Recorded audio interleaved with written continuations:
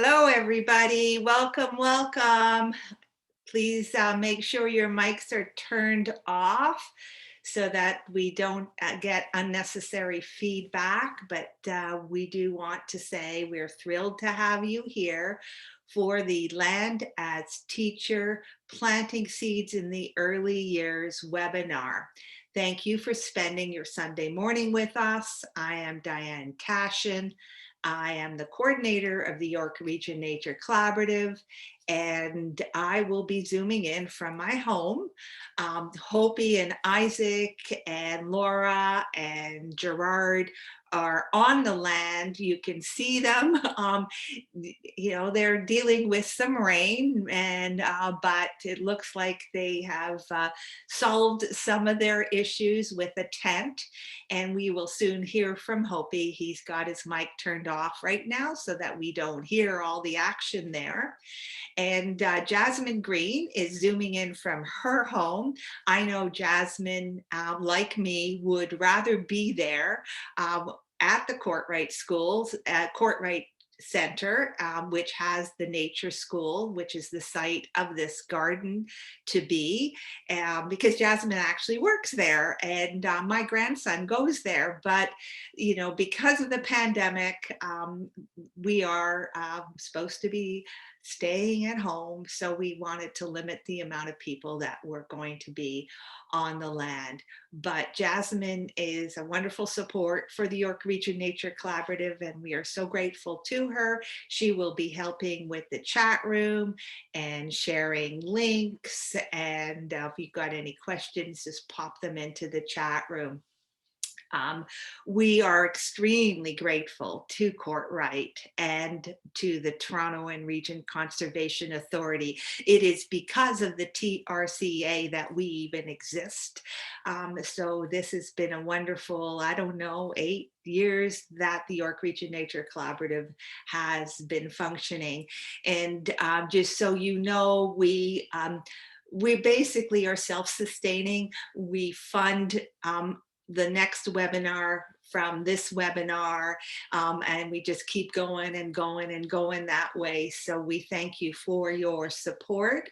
If you are new to our Land as Teacher webinars series, we are so grateful and appreciative of you joining. We hope it won't be your last. If you are a returning attendee, we are so grateful for your continued support. We know from the past webinars that you are probably coming from us from near and far. So thank you to all of you for being here today.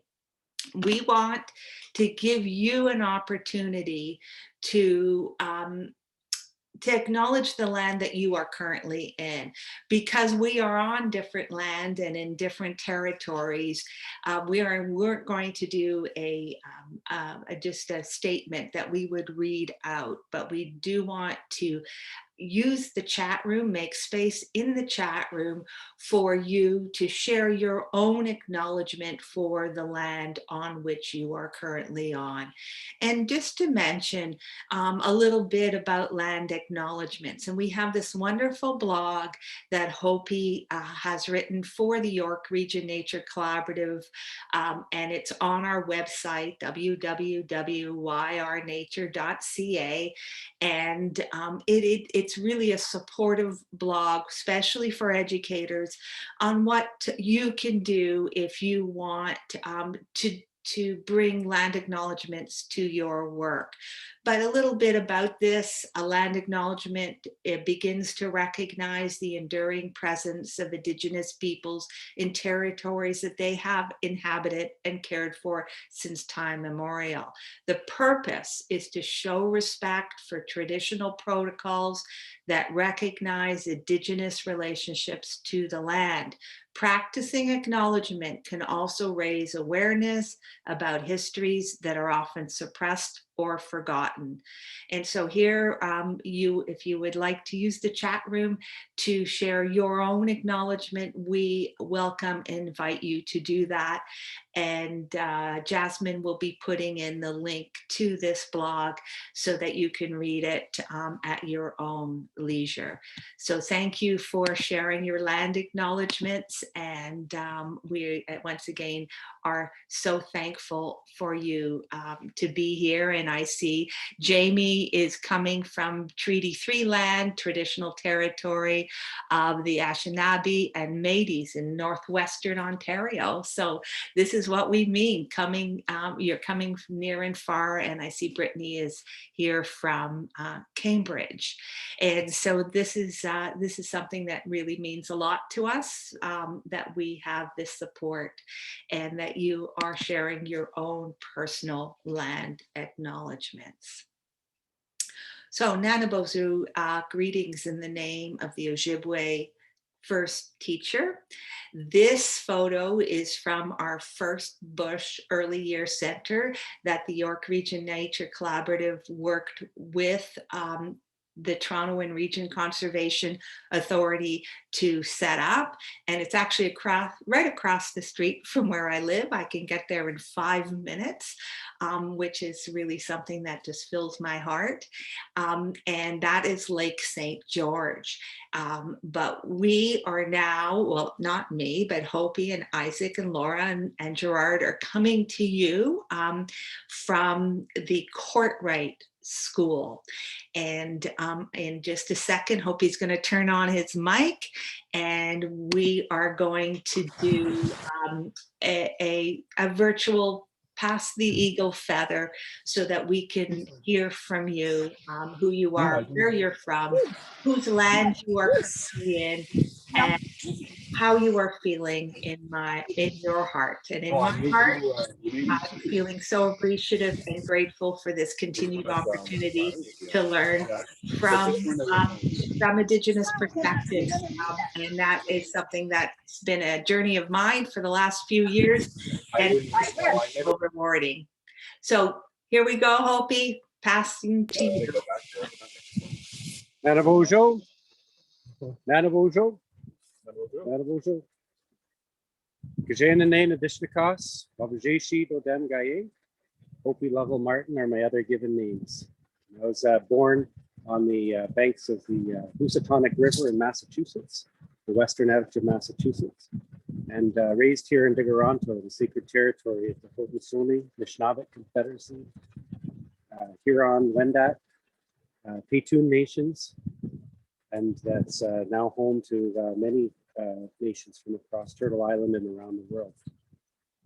And it's in Diggeronto, where the tree is standing in the water, that I was belonged to that Ojibwe market through my auntie and Ojibwe traditional teacher, Jacqueline Lavalley, who was going to be with us today, but couldn't quite make it with the weather. So so she sends her best, and she always loves seeing these garden projects take shape. With my auntie, I follow a traditional path called Samanatam, which means tobacco first. So all this work that we're doing with the TRCA, with York Region Nature Collaborative, all of it's begun with that medicine, that sacred medicine of tobacco. And so before we do anything, we start with that, because the way I was taught was to begin with thank you. And that tobacco is that reciprocity and that kindness and that thanks. So before we take anything, we give. And so that's very different than what's being taught in mainstream society. And so I try to speak about that every time whenever I'm in this kind of public venue, because it's so important to think about that, about giving first. And the ethic and the reason for that is that for Anishinaabe, from our creation story, Mother Earth was already complete. She was so beautiful. And when Anishinaabe came from Skyworld, he didn't want to hurt her. And so he pointed his toes, and the first thing his toes touched was that sacred medicine. There's a big long story for that, but I'll encourage you to listen to my auntie tell that one. But that gentleness of walking with your toes first and moving forward in a gentle and kind way is really that path of that samana tum, that tobacco first. And so that's as we were preparing this garden space, as I came to ask everyone for their help and their assistance, it's starting with that tobacco.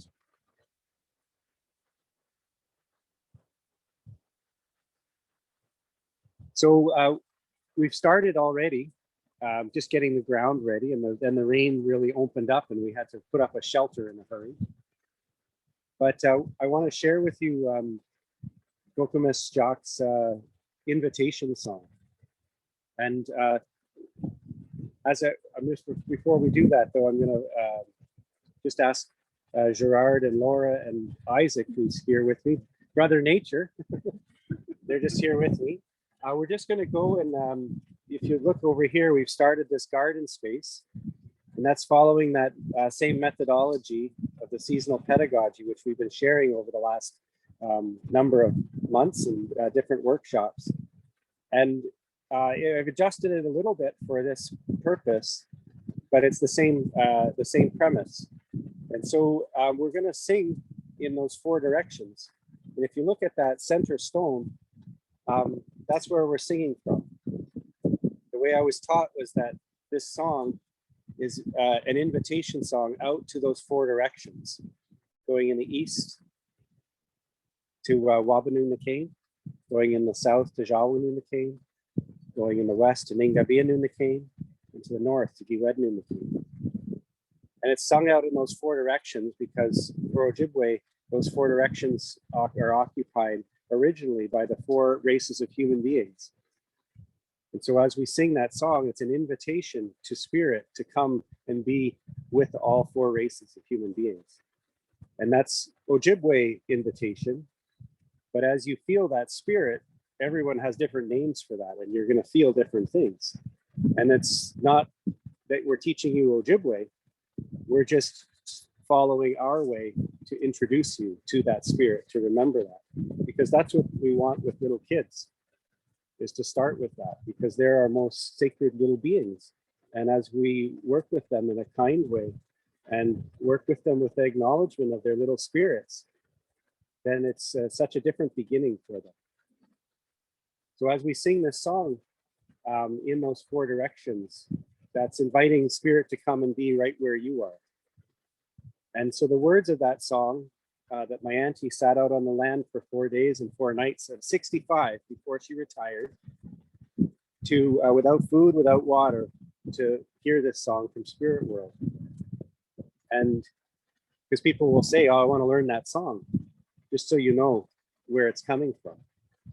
It takes a while, and it's not something that we can record or write down, but I've been lucky enough to sing it with her lots of times.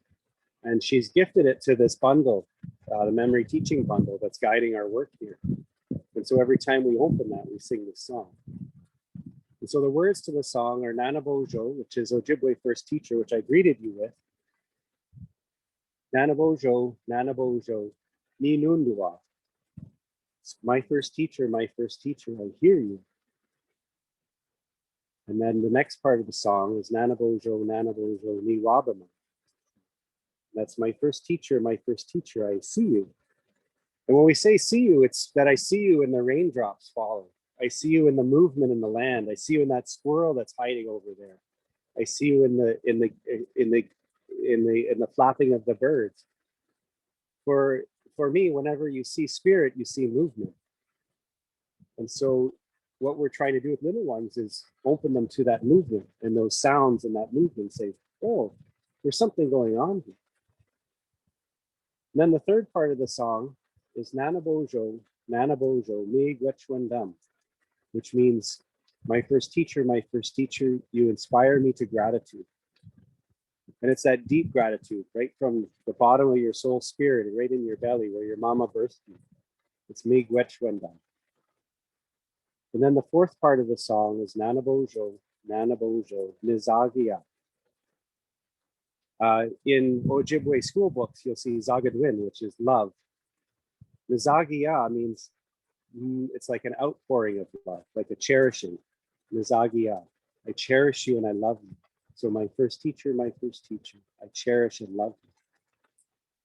And so all together, if you think of those four directions, and you think of those four simple teachings of little ones, seeing spirit, hearing spirit, being grateful, and being thankful for the whole of creation. What a beautiful way to start. And so we're going to share that song with you. And we're going to keep our physical distance in the four directions. I don't know if we want to, I was hoping we could sing it to the earth itself here in the rain, but maybe we want to keep our shakers warm, dry. And then after I'll pass around the eagle feather and we'll introduce ourselves.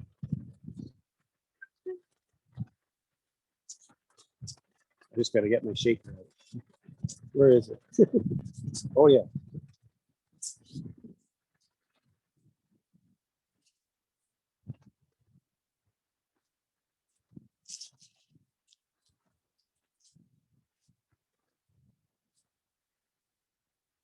There, we can see everybody there. All right. Wow. Cool, cool, cool, cool. Wow. Cool, cool, cool, cool. Wow. Cool, cool, cool, cool. Wow. Cool, cool, cool, cool.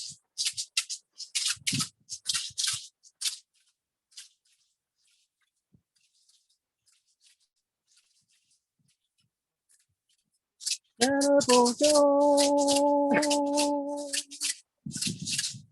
Cannibal Joe. Nimundua. Cannibal Joe. Nimundua. Cannibal Joe. Cannibal Joe. Cannibal Joe.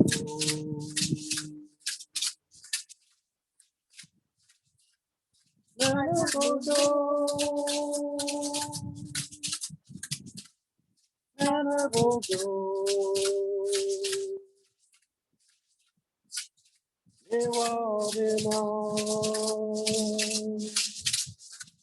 Cannibal Joe. Ewadina. Cannibal Joe. Cannibal Joe. Cannibal Joe.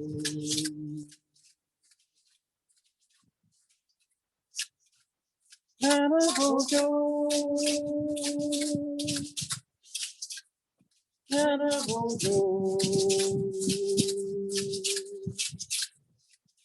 Big much went down. Cannibal Joe. Big much went down. Cannibal Joe. Cannibal Joe. Cannibal Joe.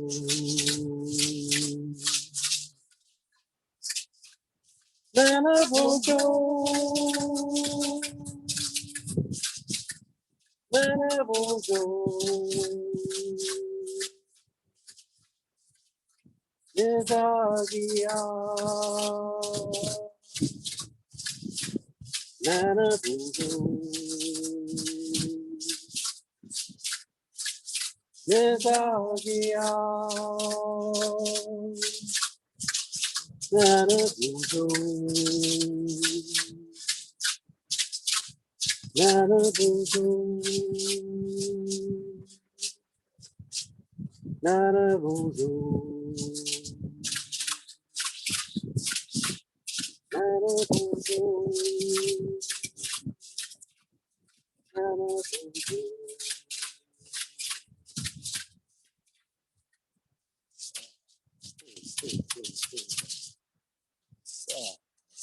You're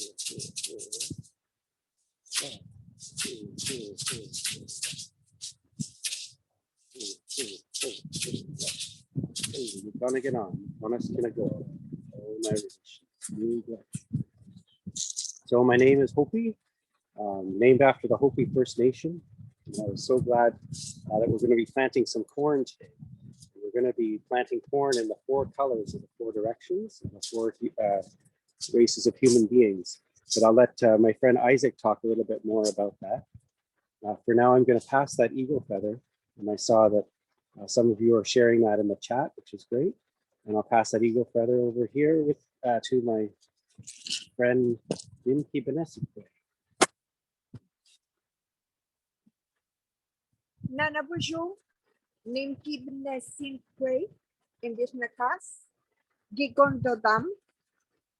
My name is given at birth, it's Laura. My spirit name is Thunder Bird Woman. I'm from the fish clan. I'm very pleased to be here to learn planting the corn today. The weather is helping us a lot, so we don't have to worry about Libe. Miigwech Hopi for inviting me to be here. Miigwech to Brother Nature Isaac is the greatest teacher to learn things about Mother Earth. Miigwech.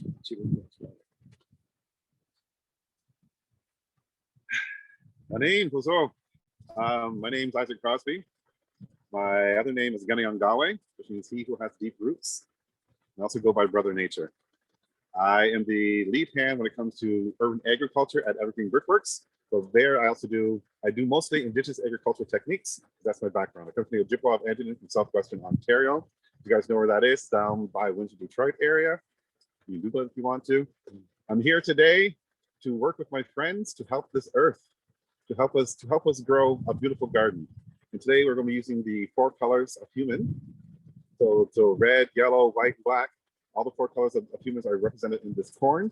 And the corn comes from 6 nations that was gifted to me about 4 years ago. And I've been planting this corn on Evergreen Brickworks every year since. So now these seeds have such a great connection to this area as well.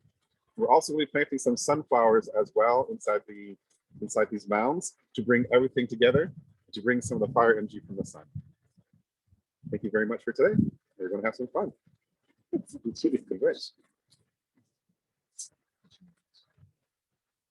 Nana bonjour. Nibe Widon Nene. Goose Doden. Wabanongi. My name is Gerard Boudreau. That's my given name. My spirit name is Bring Along Water Man. And of course, I bring along water today for that rainy day. I'm so pleased to be here and part of this this ceremony for the children. Chimigwech. So while these guys get started with, I think with our mounding, I've got our wheelbarrow going. I'm just going to talk a little bit about the layout of the garden that we did this morning. And it's following, I did a little bit more artwork to help explain this work. And so if you look at this picture here, we've been talking about for the last number of months about this seasonal pedagogy that connects to that time when spring turns to summer and summer turns to fall, fall turns to winter, and winter turns back to spring. And within those specific times, there's the way I was taught was that time of summer solstice was birth. Just like our first fruit that's going to grow here, the first thing that comes, the plant that we can eat from Mother Earth is that strawberry, odonin, the heartberry. And so that we mark that with birth, because as I was saying about that creation story in the beginning, is that Mother Earth was here first, so we color it green. So if you look in that bottom southeast corner, that's birth. And so to help explain it, I started doing some drawings, and you can see that little drawing there. It's called a glyph. A petroglyph would be in the rock, but this is just a glyph. because I want to be able to use and explain it in a digital sense. Because even though these teachings are coming from Ojibwe, this remembrance, this memory teaching bundle is born in Ojibwe. The gift of this pedagogy is a reminder or a remembrance to all nations. No matter where you are on the planet, everything begins with a birth. And so if you look at that, that birth, you can see that in that corner. And I'll explain, I think the next slide I'll go to in just a minute, explains it a little bit more. But when we get to that spring or that fall equinox, Mother Earth gives back everything. That's that harvest time, that corn moon. So we're going to be able to harvest this corn all the way in September. We plant her first because she needs, of the three sisters, she's the first one. And we're going to come back and plant the squash and the beans later, but she needs to be planted first. So we call that time of harvest movement, and we color it red because it's the lifeblood of all living things. So, oh, thanks, sir. You changed the slide. Okay, good. I can explain it here. So that birth, the way I've been thinking about it and the way of explaining is that all life and learning on Mother Earth begins with that conception. So it begins with that coming together of the seed and the egg. Whether it's a plant, it's an animal, it's a bird, it's a fish, or a human being, everything begins in that way. And learning's the same way.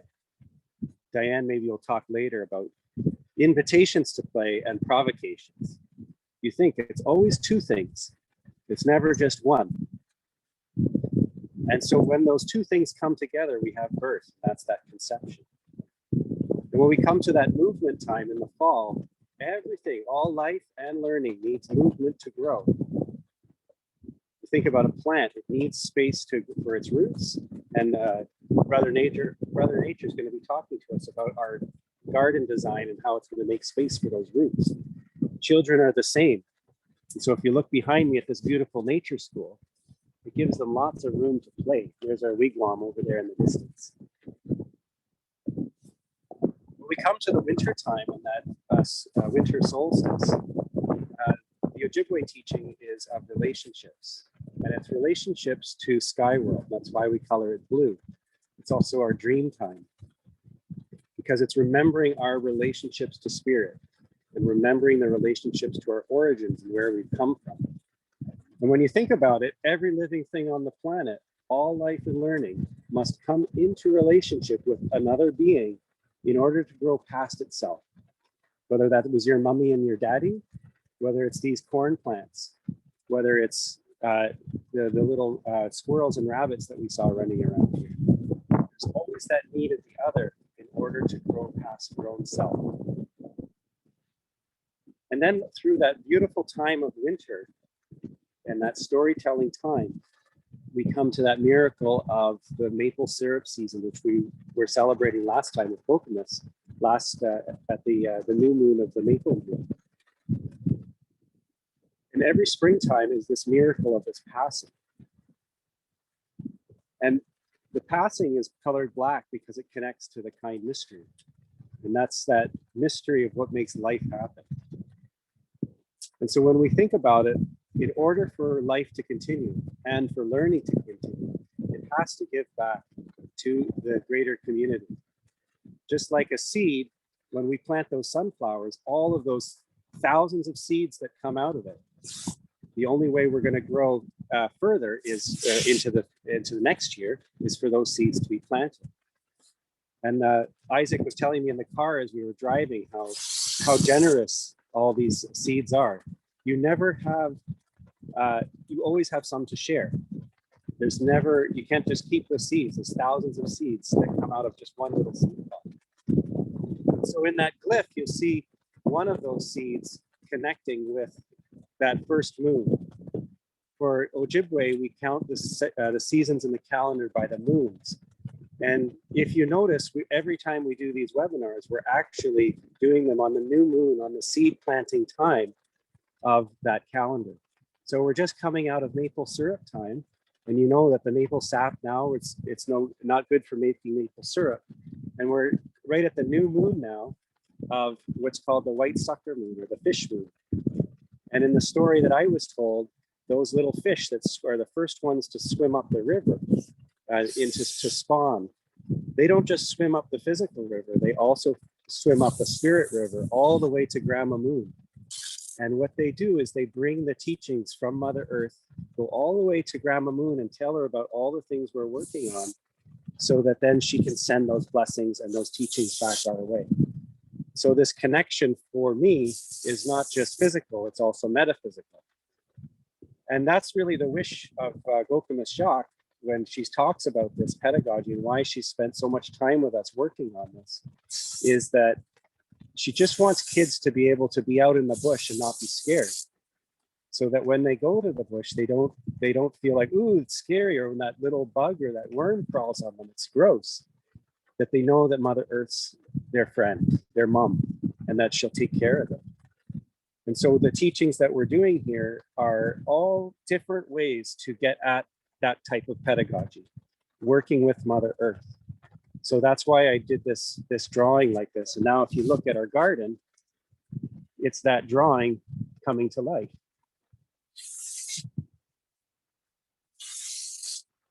So I'm not sure if we have, did I put one more slide or is that it, Diane? Okay, good. I just want to give you a chance to introduce to Isaac here, and then I'm going to go dig some soil and get things ready here. I'll just share, there's Gerard's using one of his teachings with the cedar there to put a skirt of protection around this space. And so he's laying out that one of our medicines. And so there's all different ways of looking at it, and everybody's got different teachings. So excited to bring my friend Isaac here to share some of his teachings that are different than mine. But together we can come up with these beautiful things. Really rich. Right. Hello there. Everyone see me okay? Awesome. Well, now you're with me. Oh, you're going to have some fun. All right. So once again, my name is Isaac Crosby, also known as Gunny and Brother Nature. I come from the Ojibwa of Andean, so that's southwestern Ontario, just a half an hour south of Windsor, Ontario. And I am here today to help to assist in the building of this absolutely beautiful mound garden that's about to happen here. And so in this mound garden, we are going to have, like I said earlier, the 4 colors of human that are represented in corn. So corn is one of my favorite things to grow. It keeps me connected to my family, to my past, and plus, you know, sweet corn is actually really, really good to eat, or roasted corn, or, you know, all the corn stuff, right? So having corn here is helping connect all of us together, because if you think about it, around the world now, everyone has some sort of corn, some sort of maize that's grown in their countries. And a lot of that stuff actually comes from the Americas, comes from us. So we are basically doing the building blocks of the corn. So once we have the building blocks going, we can now all come together. And when we come together, our coming together in the center of this is going to come together with the sunflowers that are also going to be planted here as well. The sunflowers help connect us and connect the earth energy, the sun energy down here to the earth. So when we're building mounds, I know a lot of people probably don't build mounds or have mounds in their homes or in their backyards, but if you were to ever visit me in my gardens, you see a bunch of mounds, and you probably see fish heads in there as well. So here we're not having any fish heads inside the grounds. We are doing other methods of doing it. So there'll be like worm casting, stuff like that, but no fish heads and no fish guts. It's all well and good, because of all that works together. So the mounds that we're building here are in their 4 quadrants, the four races of humans, and we're going to build them up. So right now the mounds are nice and flat. We're going to build them up to about 6 to 7 inches, and then flatten the tops of them. When you flatten the tops of your mound, if you're going to build mounds, so most people will just have a mound, like a normal mound, nice rounded. What we do back home, we'll build a mound and we'll flatten the top of it. When you when you flatten the top of it, what you're actually doing is creating like a little reservoir for the water when you plant the corn on the top. So the corn's planted, it's flat top, the water stays there, and whatever water's left over is going to fall off around the side and go down to the little troughs that we dug in the middle of it. We always dig little troughs in our gardens to help direct the rainwater where it needs to go, and also the troughs, the small ditches if you want to, also help water the bottom of the plants. Because when you're watering your plants, you want your roots to get wet first. You don't want your leaves to get wet. Most people get their leaves wet. Sometimes does not work for you. Get your roots wet first. Make sure your roots are nice and damp. All right, not too watery, or else you kill your plant. So when it comes to how I learned about gardening, farming, and my teachings on growing things and different species of plants, the sentient beings I should call them, of plants, I learned everything I knew from my grandfather, my great grandfather, and then eventually later on in life, at 40, I decided to go back to school and learn landscape horticulture technician, which was a lot of fun. So now what I do is I mix the two to teach people how to use the landscape horticulture techniques and the indigenous agriculture techniques as well to create amazing crops and to help this earth. Because my whole goal has always been to be an earth helper. I don't want to be an earth worker, an earth helper. So we need to take care of this earth that we have. We only have one earth. As far as we know, there's no planet B. We only have planet A or planet E, right? That's all right here. So working on mounds, I've been doing mounds all my life. We do various mounds back home. We do like a circle and a square mound. Mounds are a great way for you when you're growing your plants to have like little micro ecosystems in your gardens. Okay, so we're doing the three sisters here. The first ones are Sister Corn. So when I talked about Sister Corn, I say Sister Corn, when we first plant her, she's there by herself for a little while. No one's around here. She's getting kind of lonely, but she's also always hungry. She's got to grow nice and tall. So Sister Corn needs a friend. So that's when we bring Sister Bean in. So when Sister Corn gets about 6 to 7 inches, maybe even longer, that's when we plant Sister Bean. So Sister Bean, what she does, she's a nitrogen fixator. She takes all the nitrogen from her leaves, from the air, and stores them in the ground in the root system called nitrogen nodules. But guess who needs a lot of nitrogen? Sister Corn. So now you see how they work together. But when you plant them together, you plant your Sister Corn first. She's growing nice and tall. Sister Bean's now there. When she's growing, she's also a pole bean, which means that she needs something to trellis around. And that's where Sister Corn comes in. So when she's growing, she's also growing up around Sister Corn. So she's wrapping around Sister Corn. At the same time, she's pulling all the nitrogen out of the air and storing it in her roots called nitrogen nodules, which at that time is feeding Sister Corn. So now you see how they're working together, right? So now you have the two working together. They're living together. They're having fun. Sister Corn is growing nice and tall. Sister Bean spreading out, but she's wrapping herself around Sister Corn. She's loving her so much. But now it's just these two, and they're lonely. And also what's happening is all the four-leggeds, the rats, the raccoons, the rabbits, they're all coming to the garden. They want to start chewing at the roots, start chewing at the leaves. This is where you get Sister Squash in. She's the warrior sister. She's the one that comes in, and when you plant her, she spreads out all across the ground. Her leaves are nice and big, so she covers the ground, keeps the ground nice and cool, which means that you have less weeds, or as I call them, plants behaving badly, growing in your spot. And then at the same time, if you look at Sister Squash's stems, she has little barbs on there, little pickers, little needles. So when the raccoons come in, when the rats come in, when the squirrels come in, they have to get inside the garden, and they step on Sister Squash, they step on one of her stems, they step on those barbs, and they back away. They run away. We can't eat here. She's too protected. They're way too protected over there. So run away, run away. And that's what they do. But Sister Squash is growing nice and big, nice and tall. She's spreading all over the ground, taking care of her other two sisters. So those three actually are growing well together. So now you have Sister Corn is growing nice and tall. Sister Bean's growing nice and tall, wrapping around Sister Corn, showing all that love. Sister Squash, the warrior sisters on the ground, spreading everywhere, showing all that love. So they are all growing in harmony. That's one part of our companion planting. You have to know that there's other versions of three sisters as well. You can do sunflowers with corn, beans, and squash. You can also do sunroot with corn, beans, and squash. If you don't know what sunroot is, people actually call it Jerusalem artichoke. It's not from Jerusalem. It's not an artichoke. It actually comes from the Americas. It's part of the sunflower family. All right. And we do all three. But we also back home we add a fourth sister to our gardens, which would be the black-eyed peas, which would be the peas that the Africans have brought over from slavery, and whoever ran north in the fugitive slaves, they brought those north. And with us, they came and lived with us. So that was their gift to us. So that was our fourth sister. All right. So you have all these wonderful sisters growing together, creating all this beautiful, beautiful food. So when it comes time to harvest them, you can make something called succotash if you want to. mix it all together, add some greens, add some garlic and some onions, you make a succotash. It's a really good eats, all right? Or you can use each one individually for certain things. If you're doing corn, corn's great for, you can use the corn stalk for fertilizer for next year. It's also great for, instead of using coconut coir, you have to use corn stalk to retain water in your soil, right? The corn silk, which also has some medicine in here. That is great for diuretic, but also you have to use the corn silk that grows from the corn. That's also used, you can actually use it as noodles as well. All right. So one thing you should know about growing your corn is that when your corn is growing, if you do not have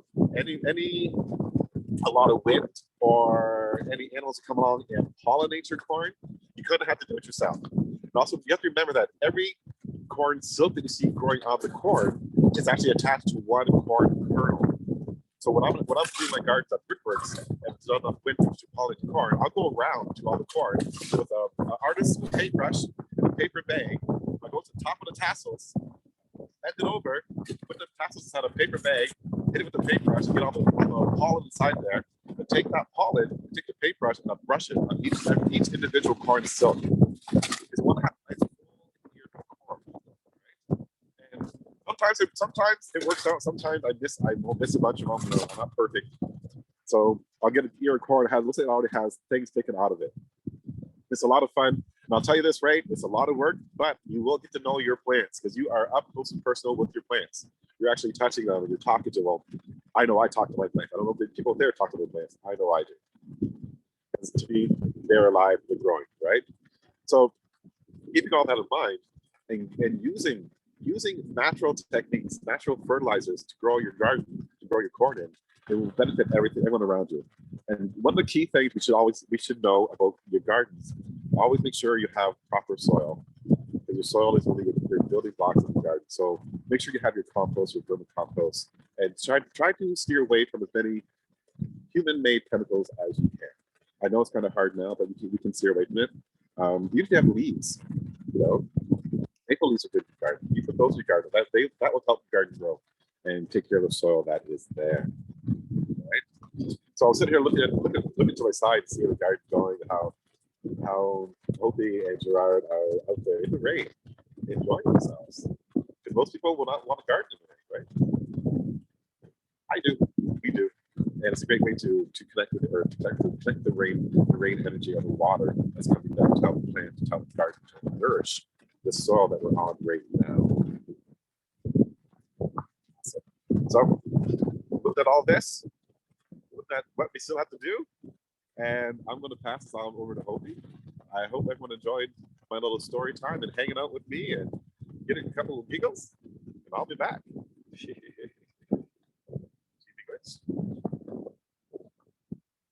Bonjour. So I was trying to follow Isaac's teachings there, and you can see I was trying to mound it, but then I realized I probably didn't mix that first one enough, Isaac. Over here, I didn't do the mixing with the soil beneath, so that's not probably. So I tried to mix better over here, but as always, it's you can see that I just wanted to show how I'm working is that I'm following that circle. Maybe if you could go back to that other slide, Diane. So I'm following that circle, and you can. So that's where Isaac's working right now. He's mixing it in much better than I do. And Isaac, why do we mix the soil? Just like mixing humans, huh? We want to mix together. When you mix humans together, we come up with perfect humans. Everything comes together. So we have this one soil on the bottom, one soil on top.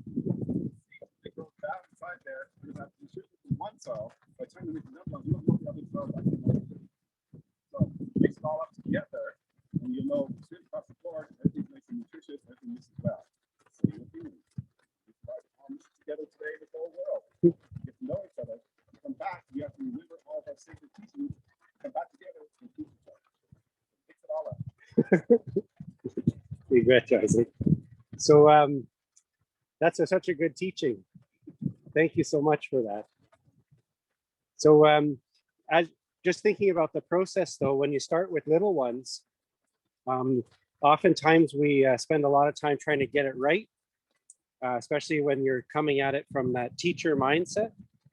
So in traditional way, there's this ethic of non-interference, that if you're coming with an agenda, with an adult mind agenda, you're actually stopping those questions from those little ones. Oh, somebody said they couldn't hear what Isaac was saying. He was just talking about the mixing of the soil, just like the mixing of the races of people. And so when we come together, it's where we discover those deeper roots, is through the coming together of our teachings. There's a really old Hopi story where they talk about waiting for the races to come and do this work of coming together, because there's this anyway, there's lots of different stories about it, but it's been predicted for a long time from Indigenous worldviews that this would happen. You think about Toronto, it's definitely happened here, where we have, I've heard there's 250 countries represented in Toronto, and 170 languages.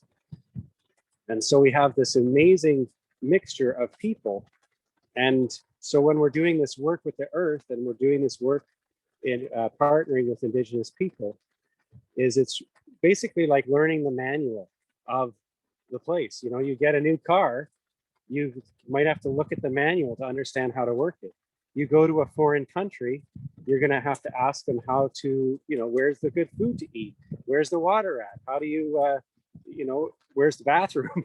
And so it's the same concept, and that, although it's taken 500 years, it's the same concept that we're trying to bring forward right now, is that it's not to pick up all those teachings, but to learn from them.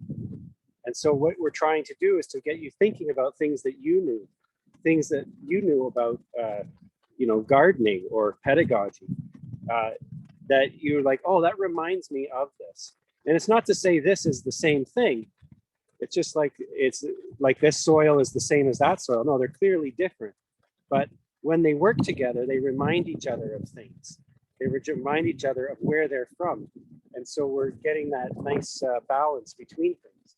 So in the garden here, the process that we're doing is that coming together in a good way, respecting each other's space.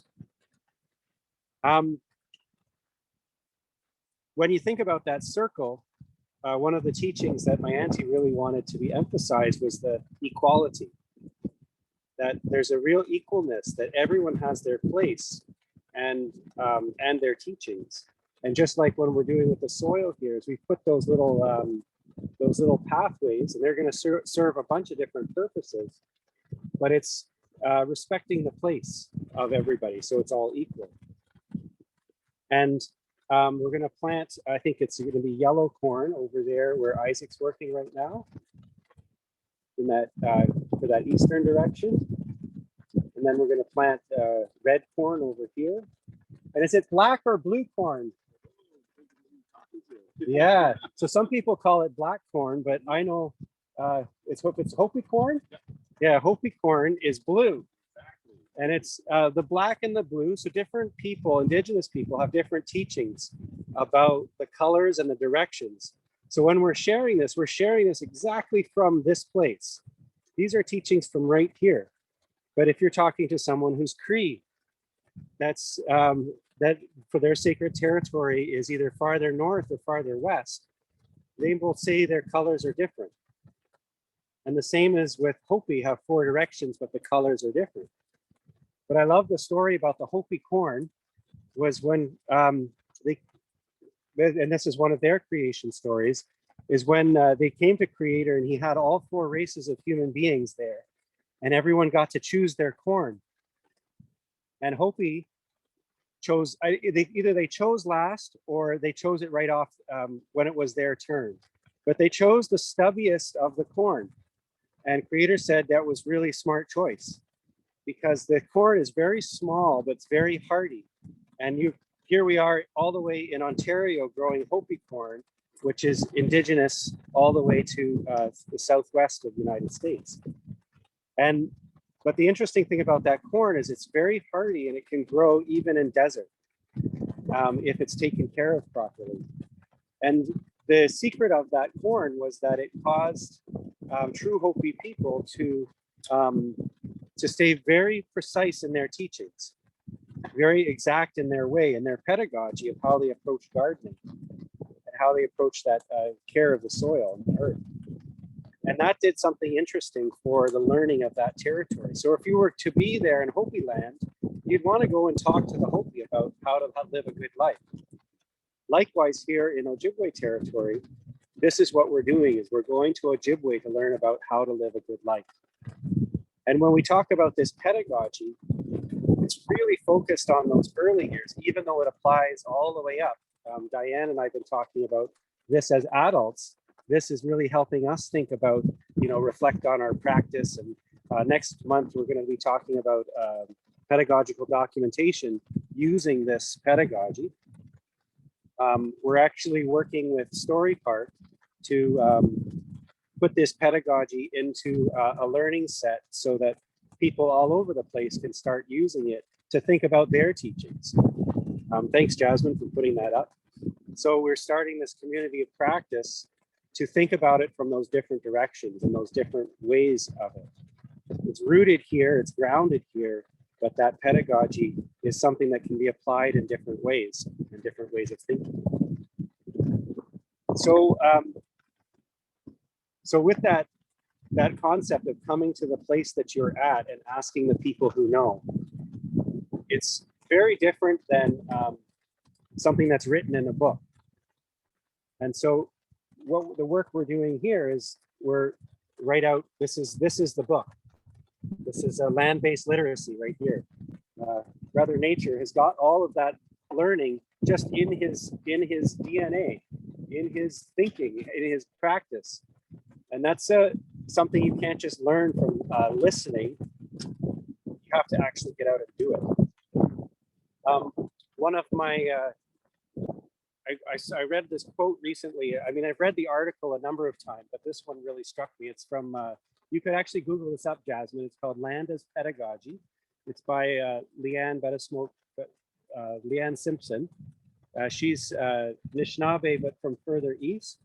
And so her spellings and her approaches are just a little different than what I'm used to. But in there, she talks about getting a practice. And she has a Nanabush teaching, which is this, for us, Nanabojo.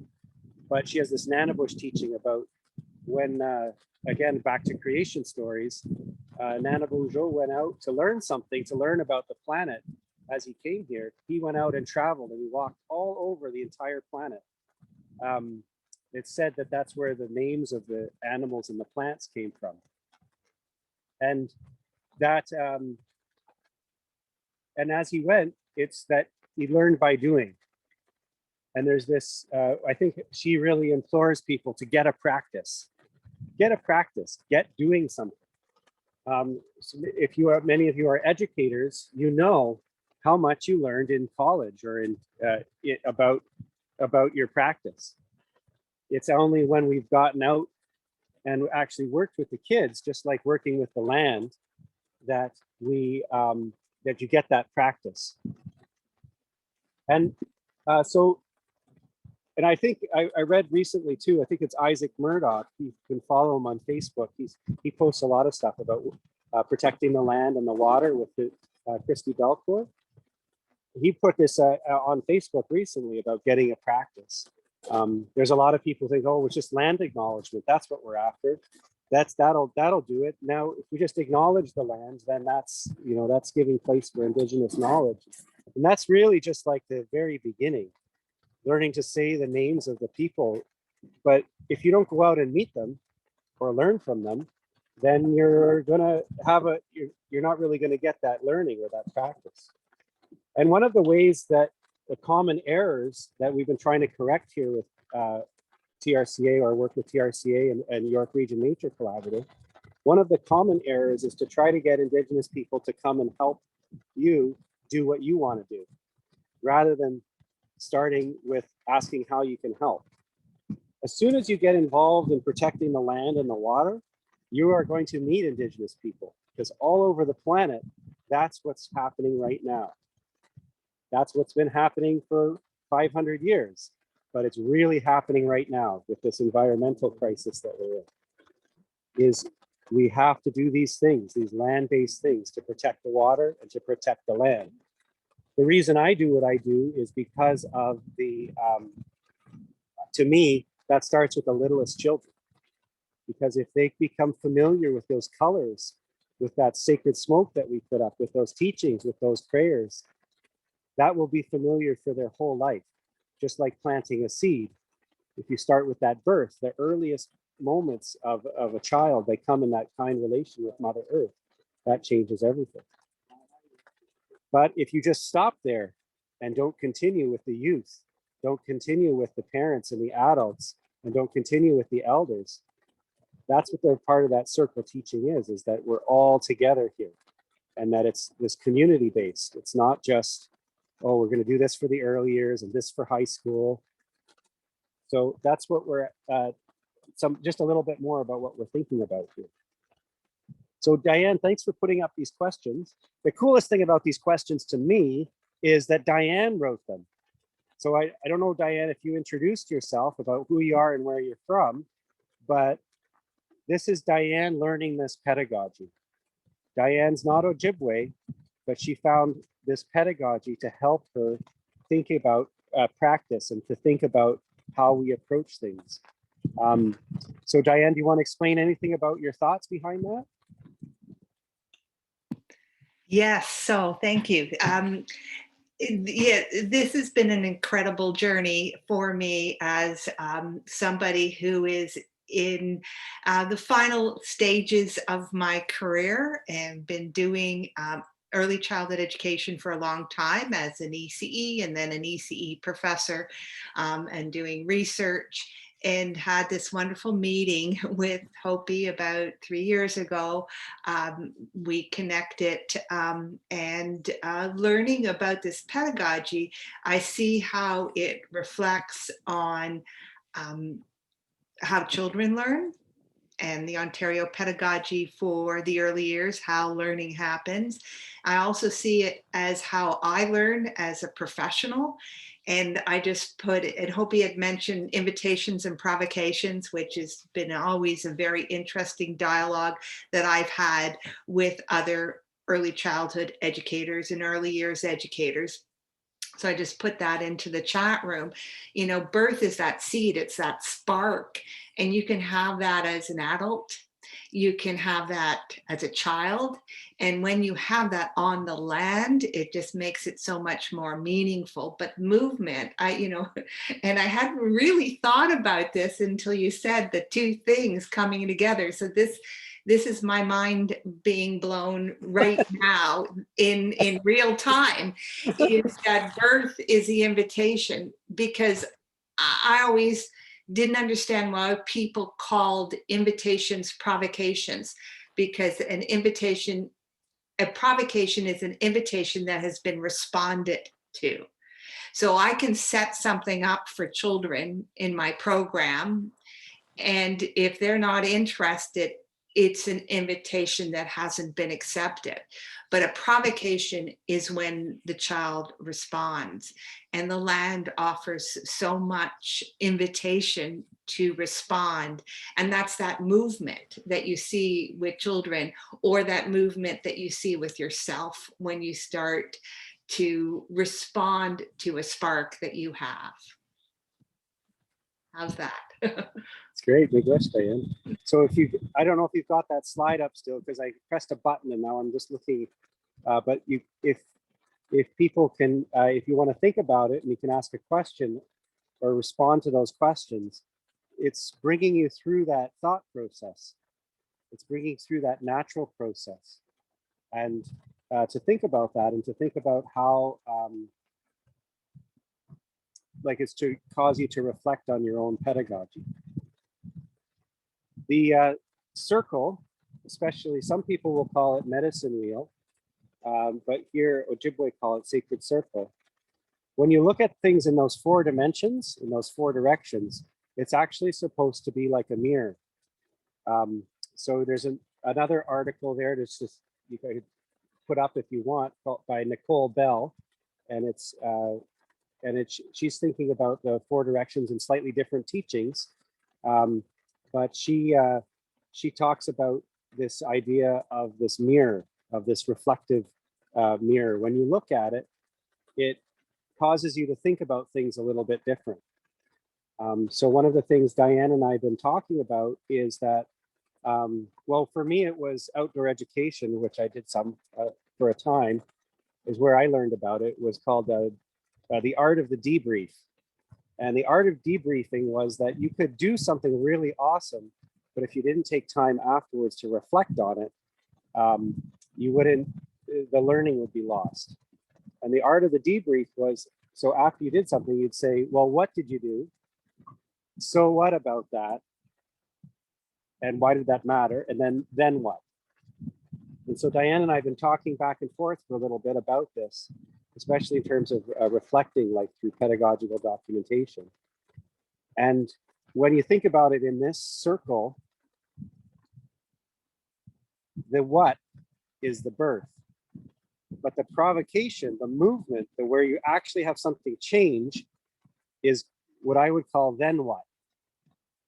Because if it doesn't cause that spark, just like a seed, if it doesn't have that the right conditions, it can lay dormant for a long time. It has to have that movement. It has to have the right then what in order to grow. So if we think about what being birth, the movement is the then what. And you think about it with little kids, is that so often teachers and educators are coming with this agenda. Oh, we need this to happen in, we have a plan. This is what they're going to work on today. Ojibwe way of teaching is the opposite. Often, even when you come with that inquiry mind of like asking them questions, when you ask your question as a big person, you're actually stilling their questions as a little person, because they're then busy trying to respond to your question. And that's why I love that concept of invitation to play, is it's not actually asking a question. It's just presenting something. And that's the interesting thing about play. Was on the other side of it, people think play is just like, oh, free for all. Like free play is going out and just doing whatever. But there's actually, if you do that in the bush with little kids, that's not safe. So you're actually walking with them, and they might have their hand in yours, and you're going up to the edge of that bush so that they feel safe, but that then you're not interfering, and it's this dynamic relationship where you're working with them so that you know that they're safe, but you're giving them as much of that experience as you can. It's the same with this little garden right here as we're working. That if we had some little people here helping us out, we might be giving them some instructions about how to walk in there and what's happening here. But rather than just don't do this or don't do that, I'm always thinking of that pedagogy and that methodology of how to help them and how to think about it. And so when you come to this garden, the first thing I would talk to them about is starting in the eastern direction and going, let's see if I can point, is walking through that path first. And then I would connect it to, well, why do we start? Why is the color yellow in the eastern direction? And that's because it comes from the pale light of the sun and the pale light of the moon. And so those colors are, oh, I forgot, I had to change my jacket into I don't have my little pin, but my little circle. But those colors connect with the land. It's not an abstract, it is abstract, but it's rooted in the land. So the yellow in the east is for that pale light of the moon and the rising of the sun. And so I would talk to them about that if it wasn't raining, in coming in that eastern door right here and walking in there. We're Laura, we got some medicine colors from Jasmine. And so Laura's turning these into little strips. And so we're going to bring these and tie these when we're doing the utility part of staking this out so it doesn't get beaten down, we're going to, again, tie it back to that methodology so that the kids become familiar with that. And when they walk by that big City of Toronto sign and they see the circle or the medicine wheel on one side, they're going to know, hey, I saw that. That was just like at Courtright. And so that becomes familiar to them. So in the teaching of the kids, it's rather than just saying, no, do this or don't do this, or it's this way. I would always start with telling them a bit of a story and getting them to watch me and what I'm doing and what I'm thinking about. And that's a little bit a different approach than saying, no, this way, that way. Even though that's very much a part of traditional upbringing. Jacques will tell me that that's what she heard that word a lot was no. And it's always like, there's always like guidance. It's not just a free for all. But when you think about the pedagogy and think about doing it in a gentle way, you're actually following something that's natural. If it was a little, the best is working with little infants, little toddler right here. They would follow that because the first thing they would see is we would say that Nanabojo, Ninundua. What do you think they would see first? Right? What would they see first? Well, different kids will see different things. You don't have to come and say, oh, first we're doing this, kids. You would just be able to bring that little one here and see what they do. And then you know that the next thing that they're going to do is going to move towards that thing. So that's going into the movement of that pedagogy. And after they do that movement and they move there, what's the next thing a little toddler would do? Here, I'll be a toddler. I'll get down real low here. Oh.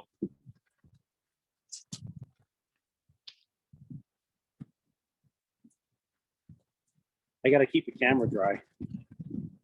So after I saw this, I moved towards it. What's the next thing that the little toddler would do?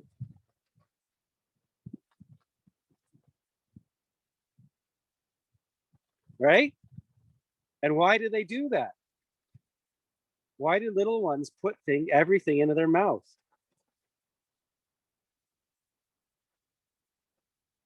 Yeah, somebody's got curiosity there.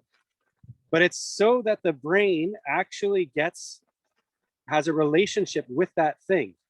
It's a way of learning. It's sensory learning. And so it creates that connection. Deep connection. There we got somebody.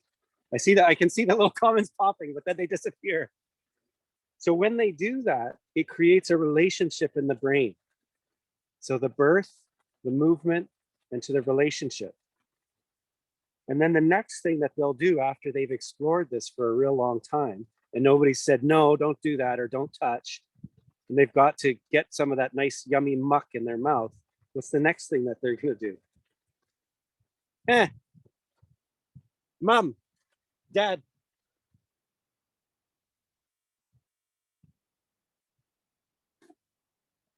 And that's that communication or that expression or that giving back.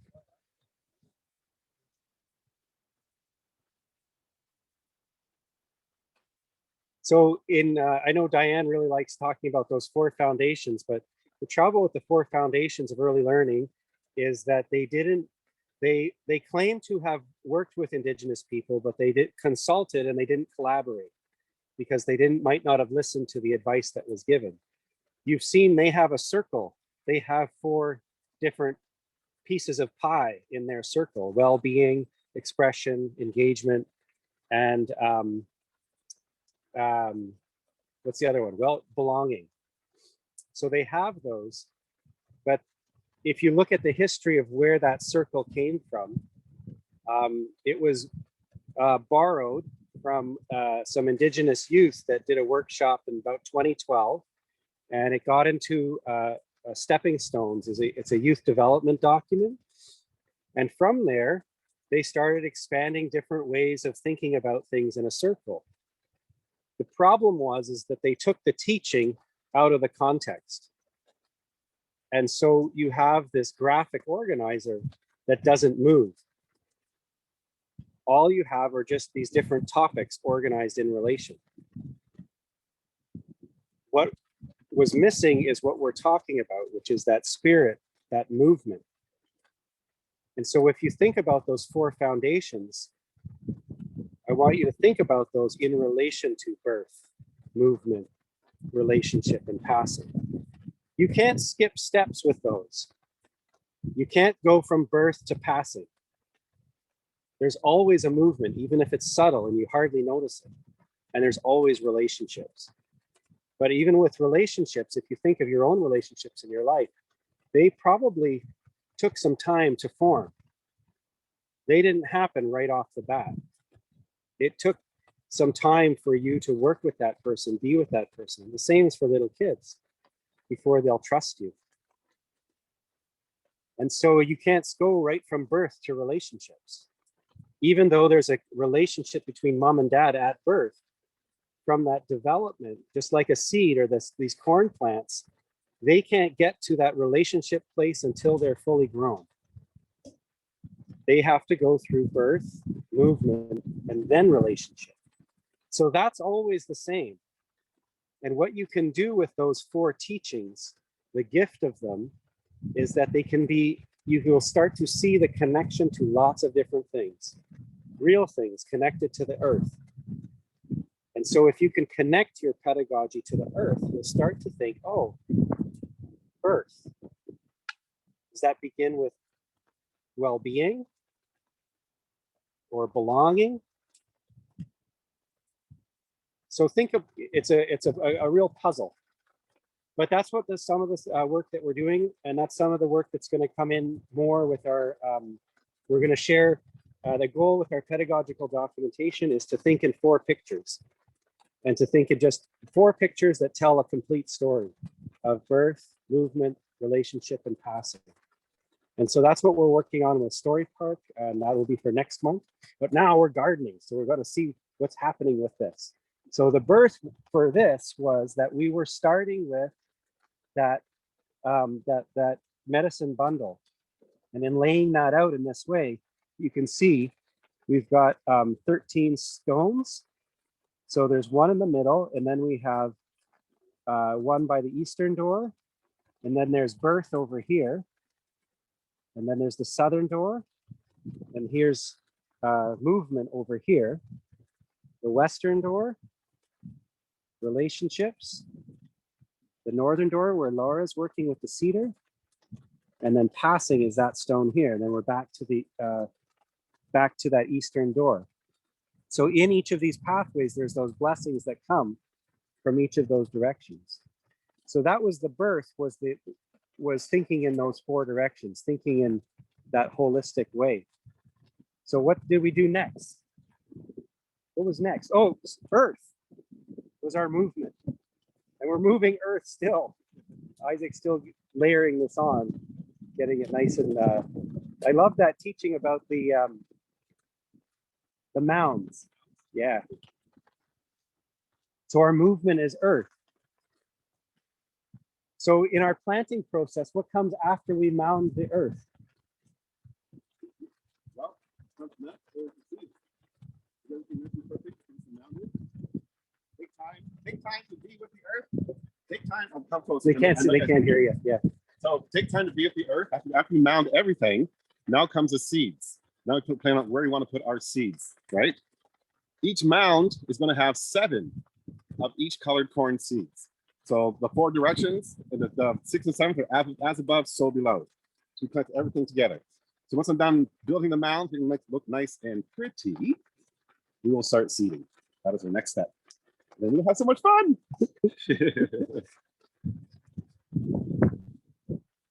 So in that teaching that he just gave, did you see all the relationships that he just connected with?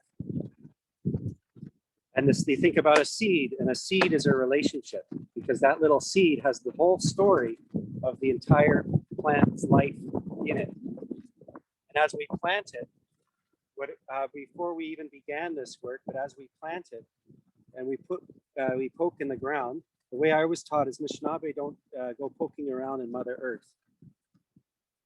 And when we plant, it's the men who do that, because of men are the ones who bring their tools, and it's men's tools that do that poking work. and that planting work. And as we do that with Mother Earth and we have that relationship with her, we put our sama there. We're going to put our tobacco. And when we put our tobacco into the Mother Earth, we're saying Gitchi Magwech for this service. And so again, when we do that planting, it's that relationship. And I'm not sure what's going to happen when we get to the passing, but that's next over there. I think I'll just mention a little bit more about the moons, because part of the planning here is about those 13 moons. We don't, traditional Anishinaabe in our calendar, we don't count 12, 3 months per season? We have 13 moons. And there's that story is in the positioning of these stones, just like it's in the way we designed those wigwams that I talked to you about before. There's the wigwam over there. And so the way I was taught was that 13th moon, or the 13th moon, that's the one I put in the center, is that blue moon of the Great Spirit, or the Gejeminado Gizis. And that 13th moon is one that comes to us when we need it most, when we need those extra blessings. And the reason that 13th moon I put in the center here was we don't know from one year to the next where that 13th moon will come. Just like we don't have a blue moon or 2 moons in a month every year or all the time. And so there's always this natural movement and change in the seasons. That's always, that's just how it works. So Anishinaabe thinking is that we adjust with the moon. We always follow the moon. We don't follow something written on a page. So I can see lots of people trying to take notes and write it all down. So everything that I'm talking about, I didn't write any of it down until I shared, actually, I just finished writing down what I shared, the slide that I shared with you yesterday. All of it was done through that oral tradition.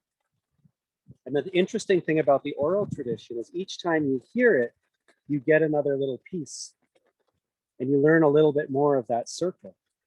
So if you think of a story as having all of those parts, each time you hear it, you'll learn a few different parts. And that's why I can talk to you and not reading about off a page, is because I'm just working through the methodology. I'm looking at where this pedagogy comes from. It comes from Ojibwe method, Ojibwe way of life. But the pedagogy, you don't have to know all of that. It's like an introduction. This is what's called coming to the edge. And so if you notice, Laura and Gerard have been putting this edge, these cedar, as a protection around here. And so when you come up to the edge, you would see that and feel that and see that little circle. You come to the edge and then you look. Traditional way in this territory was you'd light a little fire at the edge of the bush and you'd wait when you come into someone else's territory. It's not the same as coming and taking. It's coming, you wait, and then you see what's given, or you see what's offered. And so when you light that fire and you send up that smoke, the host nation would come eventually and see who'll check out who's there. And so when you come over there, then you're going to have this, you'd be able to sit in that circle, just like we have here, and share where you're from, who you are, where you're from, where your heart's at. And we'd all sit around that fire, and we're going to do that fire with our sunflowers in the middle here. And you would have this, what's called ethical space, where everybody has a place and everybody can talk and share their perspective. And in doing that, it's not the same as going and trying to take. You're coming to the edge of the bush and you're asking and giving first. And so when we give our tobacco and then have that ask, it's much different. It's a much gentler way. So the same with what we're sharing with you is it's all of these teachings of the moon, of the sun, of the seasons, even of all those 4 races of human beings. Those are big teachings. There's 4 directions, but Isaac was telling you about the other 3. There's actually 7. But I've been focusing on the 4 directions because those connect with that pedagogy. Because the pedagogy is what you're being asked to pick up. That's what you can work with, because that's something that you want to think about in your own teachings. How do I relate to this? Oh, this is something that sits in the middle. And so this is why we're doing this work and thinking in this way, and doing this work between Western way of doing nature school and Indigenous way. And that's why this garden's here, and that's the medicine and the energy that we're putting into it.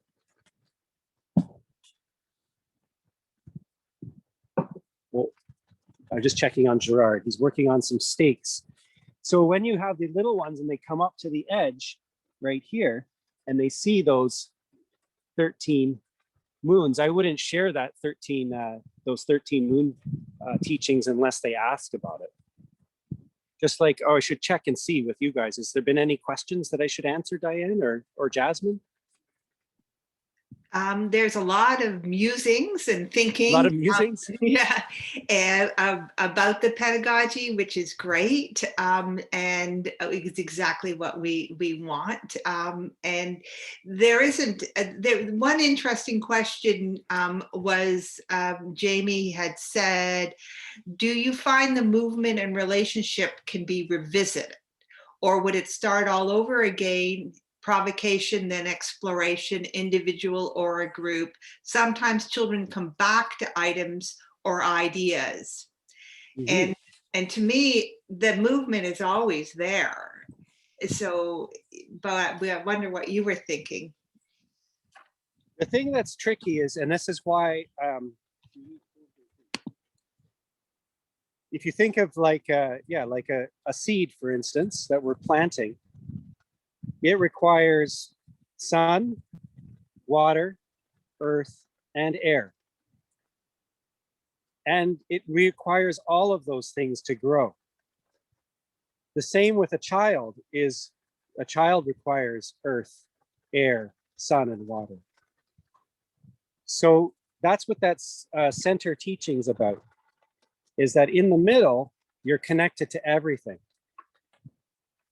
The thing about the seasons is that you revisit the seasons, but think about how you revisit them.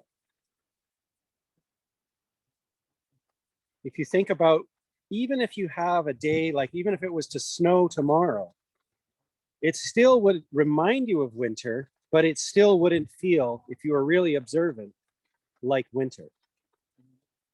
Even when you get that really warm day in January and it feels like spring, if you really paid attention, it wouldn't be spring.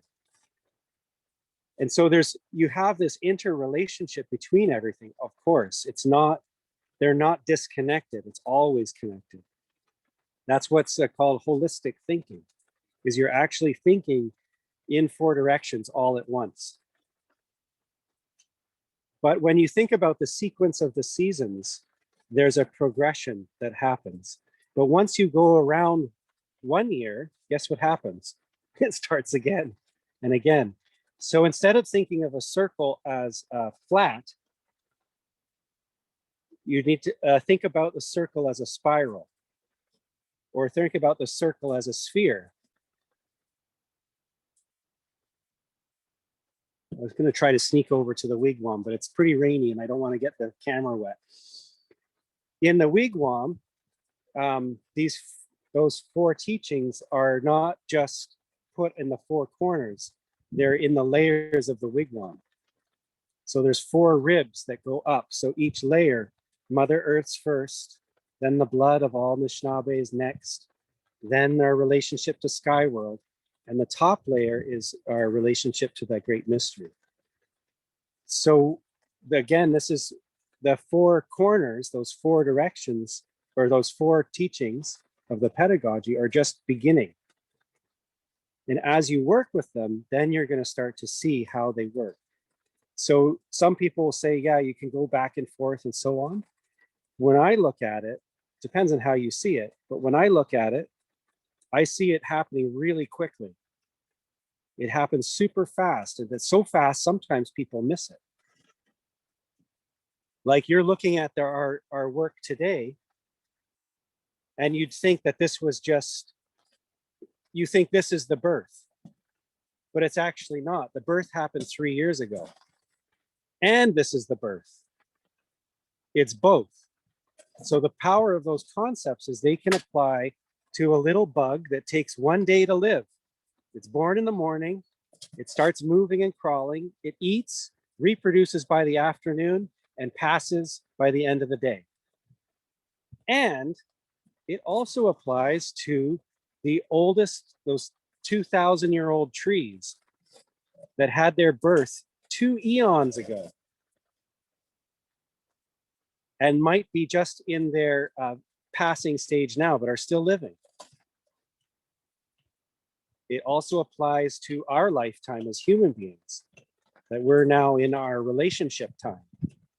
Or if you're in your elder time, older time, maybe you're in your passing time. Or if there's any youth here, you're in your movement time. Little kids, when they're playing, they can see something, pick it up, not be interested, don't want to play with it, and pass right away, just put it down. They've done that whole circle in like 10 seconds. But if there's a deeper relation for them, they could spend a lot of time with that. They could spend the whole day playing with that one stick. So I encourage you to just think about those concepts and where you see them. It takes a while to start to see the patterns, but they work in lots of different ways. A good question, though. It's excellent. Oh, we're getting the steaks ready.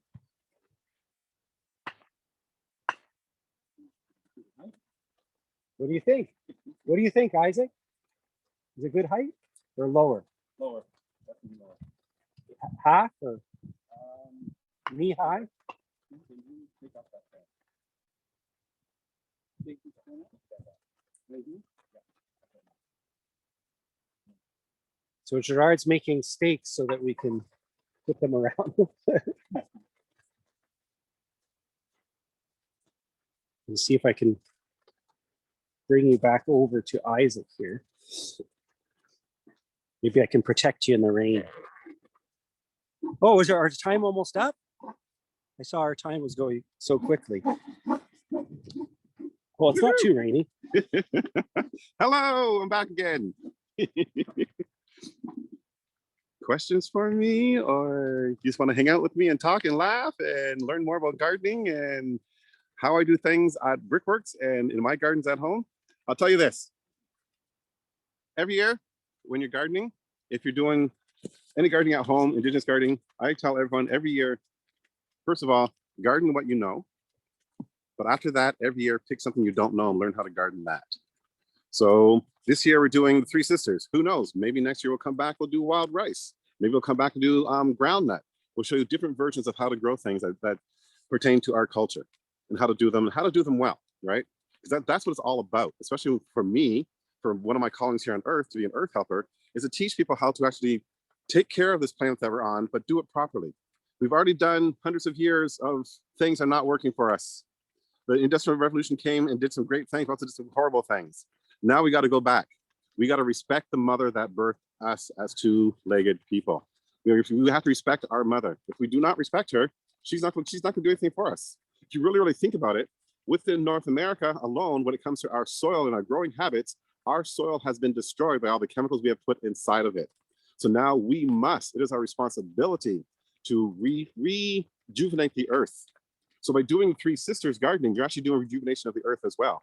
By adding the nitrogen back in the earth, taking care of the soil, you're doing what you need to do. And that's just within First Nations cultures. I mean, cultures around the world have their own way of taking care of the earth. And that's what we're trying to tap into, especially here, by having all the 4 colors of corn together, by having them grow together in the sunflowers in the middle. What you're actually going to see at the end of it is that the corn, even though they'll start off as a red, yellow, black or blue or white, they will start intermixing. So they'll start mixing together, which is what humans have been doing. We start mixing. So now you're going to have this beautiful multicolored corn. People always say, oh, look, it's Indian corn. It's corn to me. It's just corn. I'll give you a hint about having that corn for us around the whole harvest day. We've always been told, like I told my great-grandparents, that when we put that corn on our door, you're actually calling people to come and eat all the time. Come eat, come eat, come eat. Whenever you see that on the door. So certain times you might want to take that corn off your door. You don't have enough food.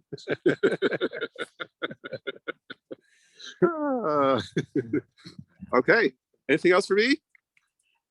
Just a lot of appreciative people.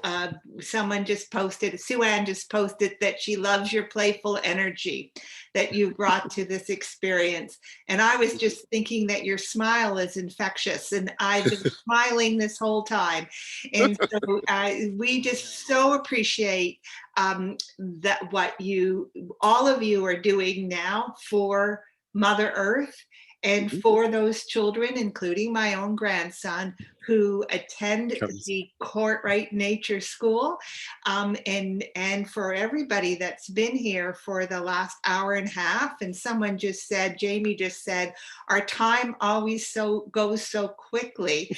And this is, I think it's our 8th webinar, and it goes so quickly. And that's because we are engaged and we're connected, and we're just so grateful for everybody. And Hopi, thank you. And Laura and Gerard, thank you, always supporting us. And we're just, again, so grateful. A great big thanks, Gitchimegwitch, to all of you. And for those of you that have been touched or have learned something from this webinar, please consider donating to our fund, Landis First Teacher Fund, because this is what has supported all this work that we have done. I hope he said the birth was about 3 years ago, and we've come so far. We've helped to make these conservation lands that are operated by the Toronto and Region Conservation Authority accessible to urban Indigenous children, to youth, to families, and to elders. And so we use the money, your donations, to help us with honorariums, and bringing like Indigenous urban youth to all people to our sites when we can, when we're post-COVID. So it's all in support of traditional land-based learning opportunities. So please, we really need your support, and thank you so much, everybody, for being here. And I see lots of great, Danielle just said that was truly amazing. I've been so provoked and so excited to start planting. So there you go. Oh, that's great. Thank you. Yeah. And so before, yeah, I just wanted to say, Jasmine just posted a link to all our past webinars. So they've all been recorded, including this one, and they are available. So if you have missed a few, catch up. They're there for you and again, if you access them, please make a small donation. So usually when we open that bundle, we do a song, that Nana Bojo song.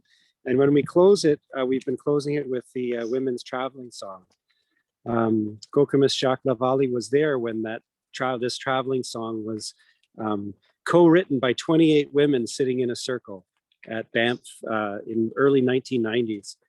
And so this song traveled all the way around after many days of trying to find something that every nation could pick up. And so as a man, when I sing it, I think about my female relatives, and the female relatives, of course, that are my relations, my 3 girls and my beautiful wife, who make it possible for me to get out here. But it's really a song to remember those ancestors as well, and to remember those female ancestors. So we'll close off with that song before we get our seats in the ground here. It's get pretty soggy wet. Okay, I just got to go under the shelter. And if you, Sorry. Laura, will you start us?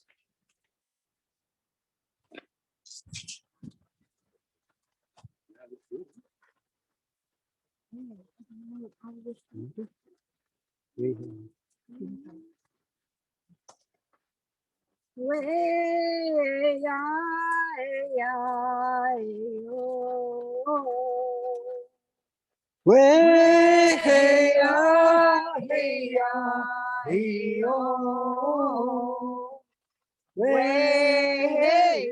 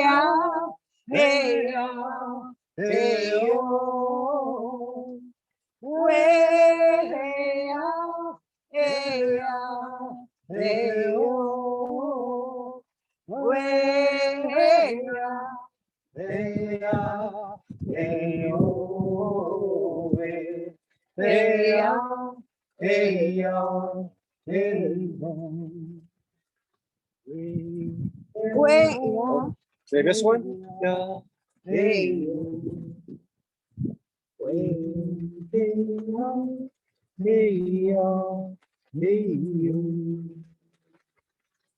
Oh, miigwech. Miigwech. And Diane, if you could show that last slide, I worked a long time on it to get those. The four of us are going to share that community of that collaborative, or what is it called? Community of practice next month. So Sarah's going to join us. She's the co-founder. And so she's going to join us, and so is Maya Rose Simon, who recently graduated with her master's in child study from Ryerson, and her research was on listening to 10 Indigenous women ECEs in mainstream childcare. And so she's come back with some fabulous recommendations for everybody to make space for Indigenous knowledge in early childhood. And then, of course, She's here. oh, she's there. Yeah. Maya. It's wonderful, wonderful. So- Yeah. So we're going to hear more from her next month, and then Diane as well. And each of us are going to try to share a story in those 4 pictures using that pedagogy, because that's what we're trying to help people pick up all over the world. So get you miigwech from all of us. So nice to see you. Yeah. And just Even one from a last little thing, window. Jasmine, Amati. if you can put my email address, if you want, anybody who wants an invitation to the community of practice that we have set up already on Story Park, all you have to do is send me an email and I will invite you. Just so you know that it's a work in progress and we're not there yet. And this May 8th webinar will be an opportunity to show some progress. So we haven't quite made it yet when you come on, but you can see who else is there and you can start getting a sense of where we're going. But we would love to have you involved, and it gives you a chance to get to know Story Park for any of you that don't know Story Park, but I know some of you already do as well. So that's it. I'm actually going to stop sharing and stop recording, and I'm going to put it in gallery mode so everybody can say hello. Okay. Okay. Vamos.